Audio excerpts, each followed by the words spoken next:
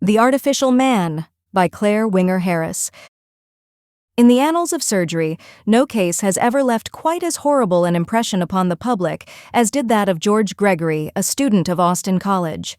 Young Gregory was equally proficient in scholastic and athletic work, having been for 2 years captain of the football team and for 1 year a marked success in intercollegiate debates. No student of the senior class of Austin or Decker will ever forget his masterful arguments as he upheld the affirmative in the question, resolved that bodily perfection is a result of right thinking. Gregory gave every promise of being one of the masterful minds of the age, and if masterful in this instance means dominating, he was that, and more. Alas, that his brilliant mentality was destined to degradation through the physical body, but that is my story. It was the Thanksgiving game that proved the beginning of George's downfall. Warned by friends that he would be wise to desist from the more dangerous physical sports, he laughingly, though with unquestionable sincerity, referred to the context of his famous debate, declaring that a correct mental attitude toward life, he had this point down to a mathematical correctness, rendered physical disasters impossible. His sincerity in believing this was laudable, and so far his credence had stood him in good stead.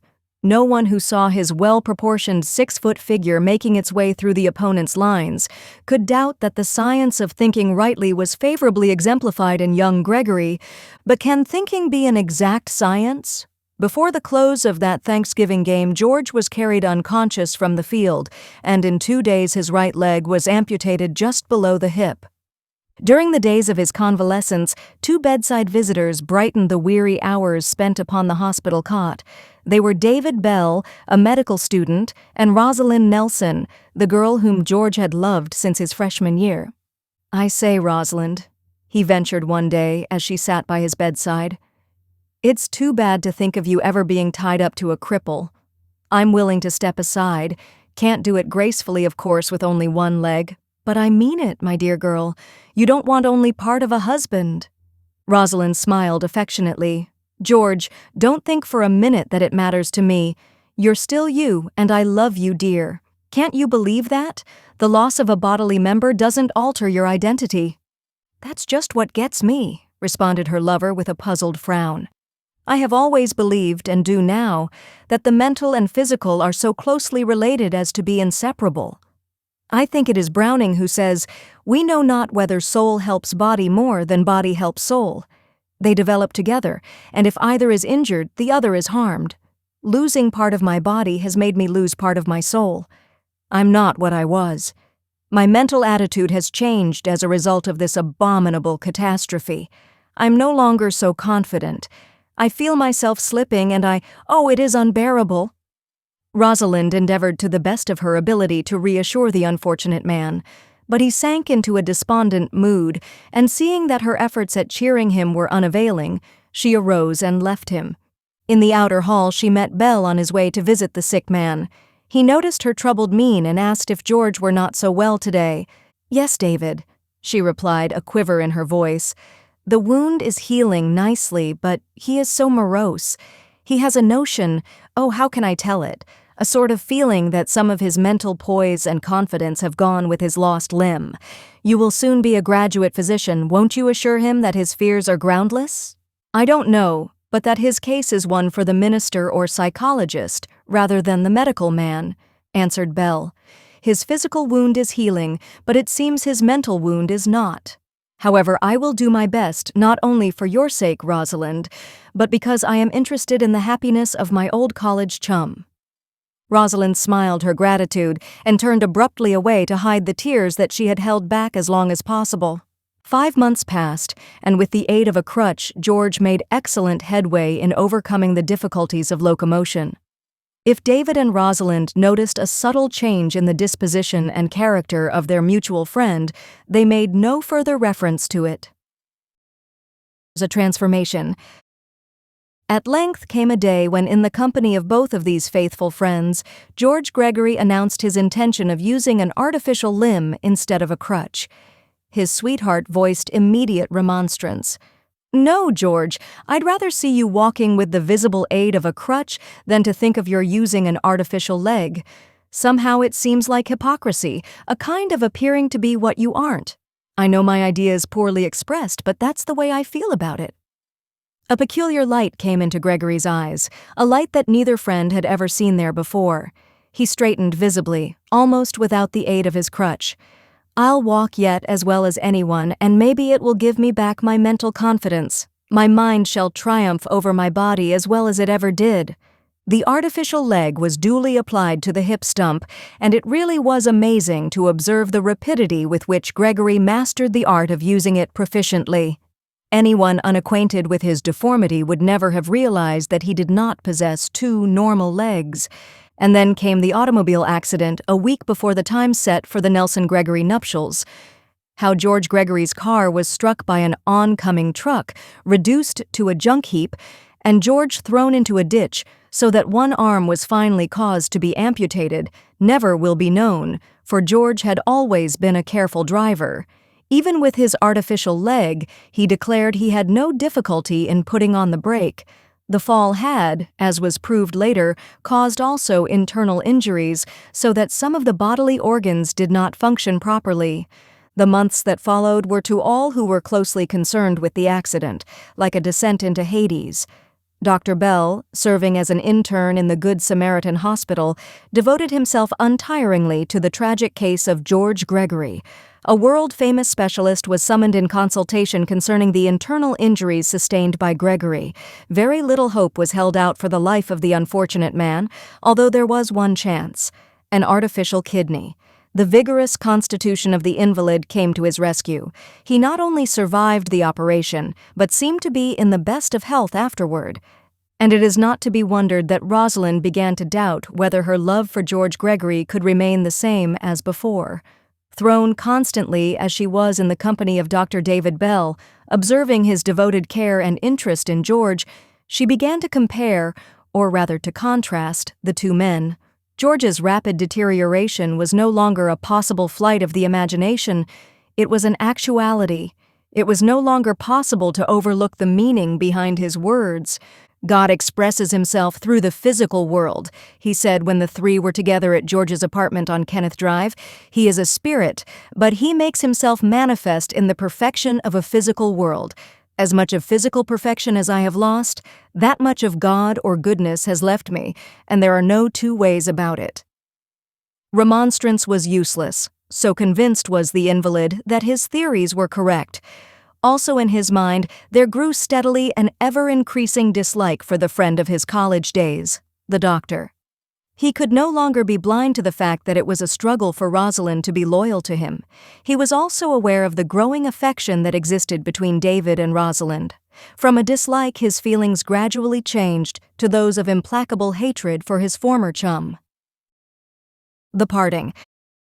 At length, after weary days and nights of indecision, Rosalind came to the conclusion that she could not marry George Gregory. She longed to tell David of her feelings, but could not because she was conscious of her love for the young doctor.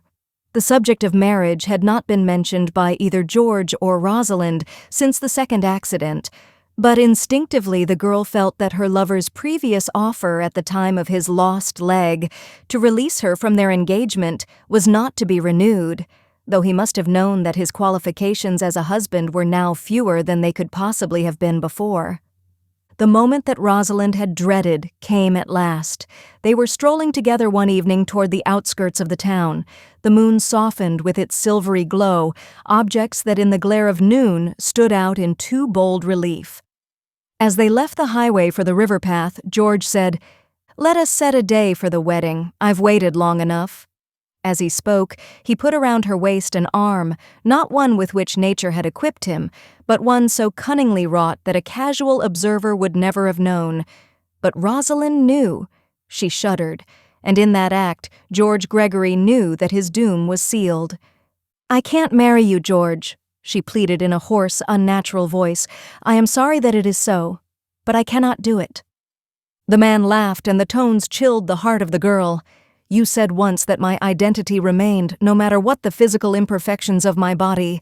Now you deny it." His voice rose in his excitement. "Listen, oh George. she cried, now thoroughly panic-stricken. "You are yourself allowing your mental attitude toward life to be altered. You have admitted it. Had you remained unchanged mentally, I truly believe your physical difference would not have mattered. I loved you for what you were, but George, you are so changed." "Yes, I am changed," he shrieked, "but my desires and passions are no different unless intensification indicates a difference." He reached toward her, but adept as he was in the use of his two artificial limbs, she eluded his grasp and was off with a bound up the rough river path and toward the highway. She heard distinctly the sound of pursuit. Could he outrun her, handicapped as he was? Once he fell, and the sound of muttered oaths came to her ears. On and on she flew, not daring to look back, though she suspected that he was gaining. Just within the border of the town where the houses were somewhat scattered, he caught her, and simultaneously she fainted away. When consciousness returned, a dear, familiar face was bent near her own. With a sob of joy, she put her arms about David's neck, and in a few endearing words they plighted their troth. David, on his way back from a professional call where he was substituting for old Dr. Amos, who was ill, had witnessed from a distance the two running figures.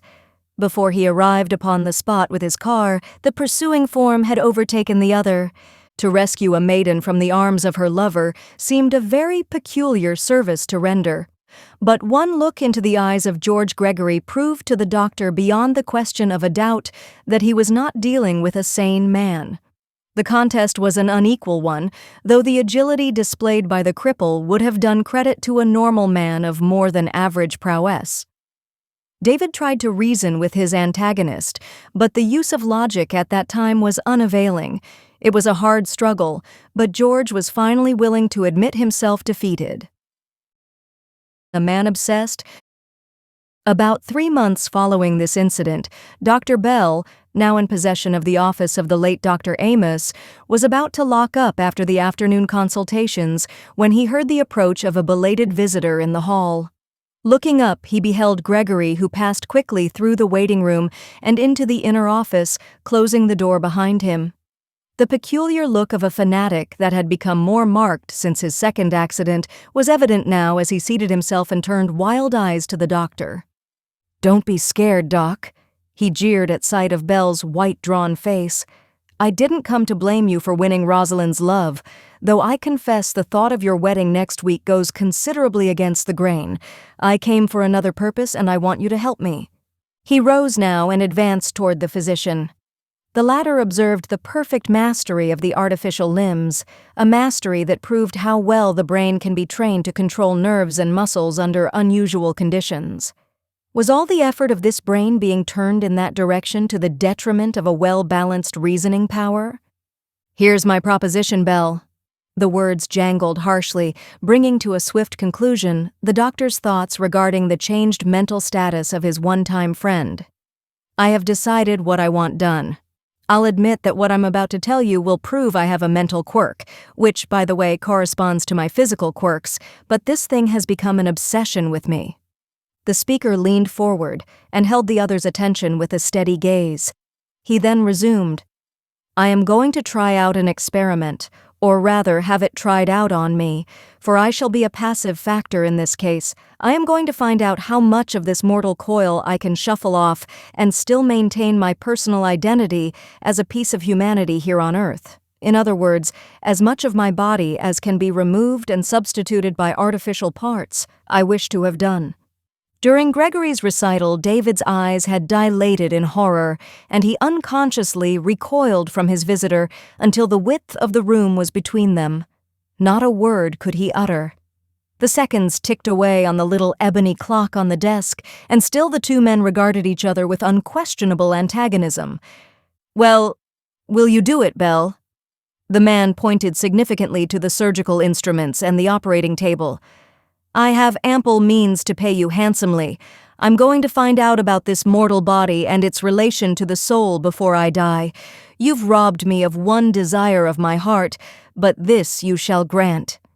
At last Bell spoke, and with the sound of his voice, his courage returned. "George, whether you believe it or not, you are a madman, and I refuse to comply with your request. If, as you yourself maintain, with the loss of every bodily member your mental and spiritual powers have waned, what in heaven's name, tell me, would you be with only enough of your body left to chain your spirit to earth?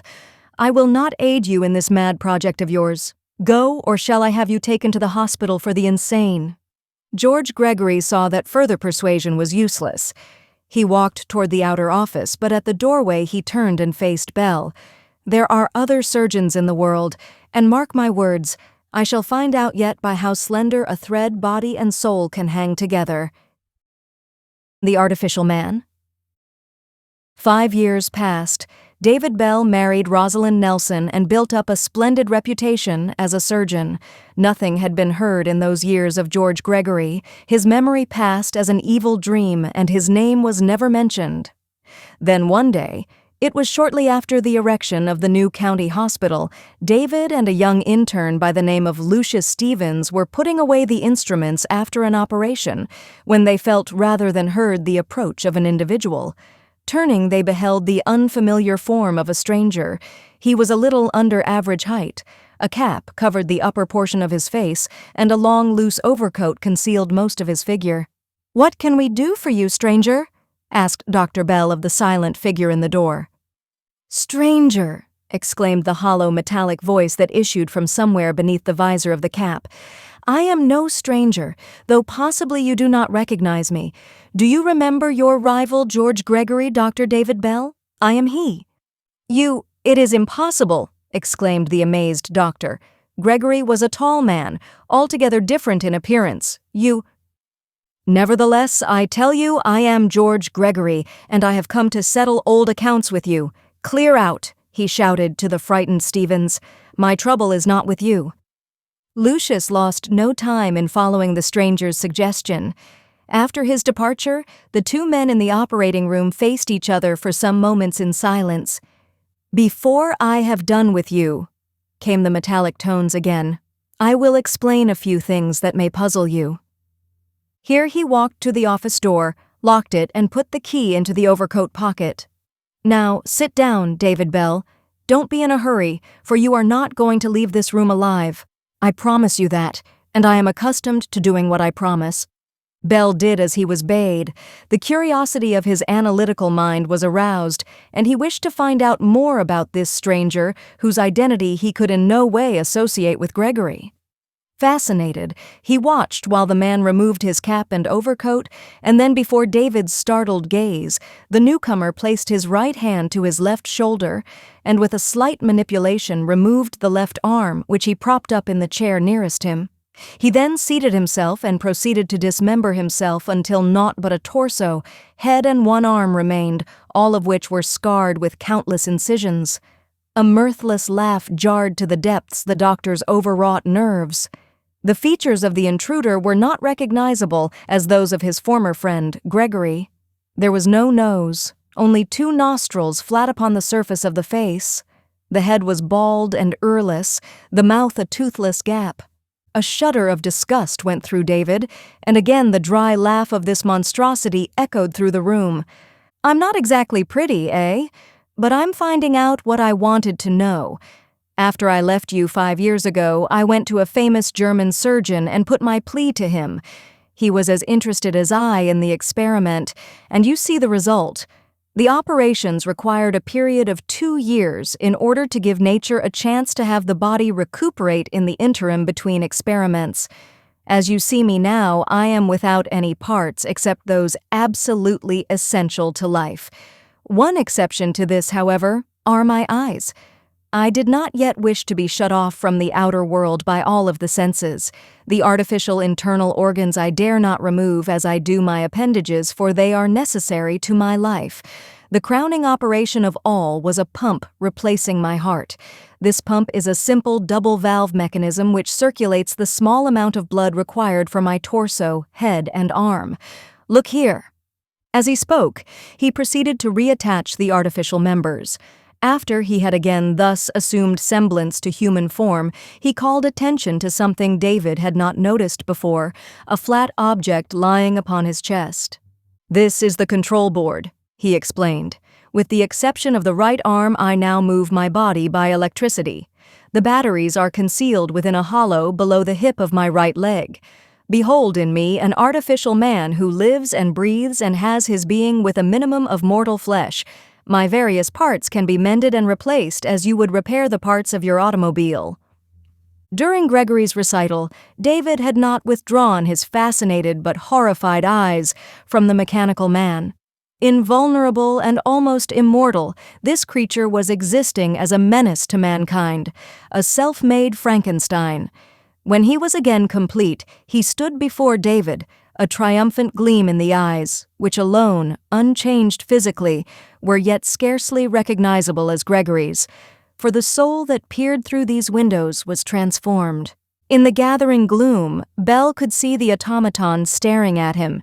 He moved slowly toward a window, hoping to elude his antagonist by a sudden exit in that direction, but Gregory crept toward him with a clock-like precision in his movements. The doctor noticed that the right hand was kept busy manipulating the control board at his chest. If this were the case, the interloper possessed only one free arm, but little had Bell reckoned on the prowess of that left arm. Like the grip of a vise, the metallic fingers clutched at his throat. One thought pervaded his mind. If he could get that right hand away from the control and damage the connections to the various appendages and organs. But he soon realized how futile were his weaponless hands against the invulnerable body of his adversary. Down, down, those relentless claws bore him. The darkness fell about him like a heavy curtain, a throbbing in his temples that sounded like a distant pounding, then oblivion. The thread snaps. When David Bell regained consciousness, he was lying in his bed. The bright sunlight shining through the curtains made delicate traceries across the counterpane. His first thought was that this was heaven by contrast to the events of his last conscious moments. Surely that was an angel hovering above him. No, at least not in the ethereal sense, but an angel nevertheless, for it was Rosalind, her sweet face beaming with love and solicitude. "Mr. Stevens and I have been watching by your side for hours, David dear," she said, as she placed a cool hand upon his brow. "You have him to thank for saving your life, not only at the time of the attack, but during the uncertain hours that have followed." David turned grateful eyes toward his rescuer. "Tell me about it, Lucius," he said quietly. Stevens seated himself in a chair by the bedside and proceeded with this narrative. "After that demon you called Gregory ordered me from the room, Dr. Bell, I turned over in my mind what had better be done to save you from his vengeance. I thought it advisable to say nothing at the time to Mrs. Bell because I did not wish to alarm her unnecessarily, but I knew that when I forced entrance into the room, it must be with adequate assistance, and within a very short period of time. I made my way to the office as quickly as I could without arousing suspicion. Miss Cullis was at the desk. Knowing I could rely on her natural calmness of demeanor and self-possession, I told her briefly of the danger which threatened you. Then I phoned police headquarters. Before 10 minutes were over, Copeland and Knowles had arrived armed with automatics and crowbars. I carried an axe. Cautiously, we made our way to the door of the operating room and stood without, listening. We heard no sounds of voices, and Copeland wanted to force entrance immediately, but I held him in temporary restraint. I wanted to obtain some cue as to conditions on the other side of the door before taking drastic measures. But thanks to Copeland's impatience, we broke down the door and saw, I shall never forget the sight till my dying day, that fiend of hell with his talons gripping your throat. He was evidently somewhat deaf, for he heard no motion of our approach. We closed in on him from the rear, but he swung around with such force in that left arm that we all went down like 10 pins. Knowles, as soon as he was on his feet again, struck him several times with the bar, but his efforts were wasted, for he might as well have rained blows upon a stone wall. Copeland aimed for his head, in which he knew was encased a mortal brain, but that blow was avoided by the monster's ever-active legs and arms. I was reserving my axe for a telling stroke, when it came upon me with sudden clarity of understanding that the man governed his movements by manipulating the fingers of his right hand upon a place of control at his breast, his right arm, and the switchboard. These were the vulnerable parts. At last I had found the heel of Achilles. While Gregory was occupied with his other two antagonists, I dealt a sudden stroke with the axe at his right hand, but missed, the weapon falling heavily upon his chest. My first emotion was disappointment at having missed my mark, but in another second I realized that the blow had disabled him. The left arm hung useless at his side, but what prowess it lacked was made up in the increased activity of the legs. He ran, and never have I seen such speed. He would have made Atalanta resemble a snail. However, 3 against 1 put the odds too heavily in our favor. Between lurches and thrusts at the flying figure, I managed to convey to the 2 policemen my discovery in regard to his mortal points, and we soon had his trusty right arm disabled. The rest was comparatively easy. We dismembered him. We did not want to kill him, but it was soon apparent to us that the damage done to the control board would prove fatal. He wanted to speak, but his voice was faint, and stooping I could barely get the words. "Tell David," he said, "that I've been wrong, dead wrong ever since I was carried off the field in that football game. I had been right at first. Mental perfection does make the physical harmonious, and with the right mental attitude after that accident, I could have risen above the physical handicap. It was not the physical loss of my leg that brought me to this. It was the mind that allowed it to do so. Tell David and Rosalind I am sorry for the past, and I wish them much happiness for the future." Those were his last words. David Bell and his wife looked at each other with tear-dimmed eyes. Next day, the slender thread which had held George Gregory to this world was laid in its last resting place, but the soul which had realized and repented of its error, who knows whither it went? The end. Best Audiobooks for Free hopes that you have enjoyed this production of The Artificial Man by Clare Winger Harris. Please subscribe to our channel on YouTube and Rumble, as your subscription is the support we need to create more great free content. Please look to our website at bestaudiobooksforfree.com for a complete list of our audiobooks.